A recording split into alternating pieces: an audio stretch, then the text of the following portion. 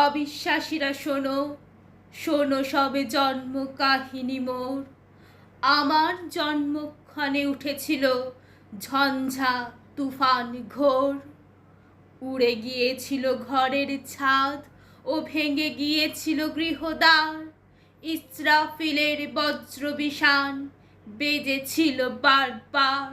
1306 সালের 11ই জ্যৈষ্ঠ মঙ্গলবার ঝড়ের কবি নজরুলের আবির্ভাব। যারা কালবৈশাখী দেখে বৈশাখ চেনে, সেই বৈশাখ মানেই রবীন্দ্রনাথ আর জ্যৈষ্ঠ মাসে নজরুল। জ্যৈষ্ঠের ঝড়। পশ্চিম বর্ধমানের এই মহকুমাতেই 4 আউলিয়ার গ্রাম চুরুলিয়ায় তার আবির্ভাব।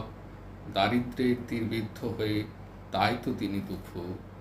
হে দারিদ্র, তুমি মোরে করেছ মহান, তুমি মোরে দানিয়াছ খ্রিস্টের সম্মান। গাহি গান, গাহি মালা, কণ্ঠ করে জ্বালা, দংশিলে সর্বাঙ্গে মোর নাগ নাগ বালা। নিত্য অভাবের কুণ্ড জ্বালাইয়া বুকে সাধিতেছ মৃত্যু যজ্ঞ পৈশাচিক সুখে। ঝড়ের উদ্দাম শক্তি নিয়েই নজরুল অনুভব জীবনে ও মননে। ঝড়ের মতোই অপ্রতিহত উদ্দাম ভাবাবেগ তাকে দিয়েছিল অমিত শক্তি। অফুরন্ত প্রাণাবেগে উদ্দীপ্ত তার জীবনকে করেছিল চঞ্চল ও বেগবান। আমি ঝঞ্ঝা, আমি ঘূর্ণি, আমি পথ সম্মুখে যাহা পাই যাই চূর্ণি। আমি বন্ধন হারা কুমারীর বেণী, তন্নি নয়নে বহ্নি। আমি সরসীর হৃদি সরসীজ প্রেম উদ্দাম ধন্যি। বন্ধু গো, আর বলিতে পারি না, বড় বিষ জ্বালা এই বুকে।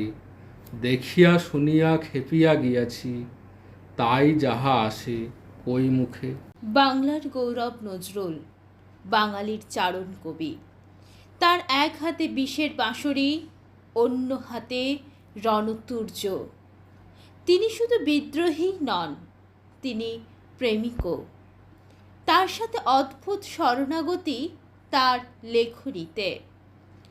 অবলীলাক্রমে তিনি বলতে পারেন, বল রে জবা বল, কোন সাধনায় পেয়েছিস তুই মায়ের চরণতল। 11ই জ্যৈষ্ঠ বাংলা বাঙালির আত্মনিবেদন ও আত্মপ্রকাশের ক্ষণ। কেননা 25শে বৈশাখে রবি এঁকেছিল মহাকাশে বহ্নির বলয়। 11ই জ্যৈষ্ঠে এসে সেই অগ্নি নিয়ে এলো আসন্ন প্রলয়।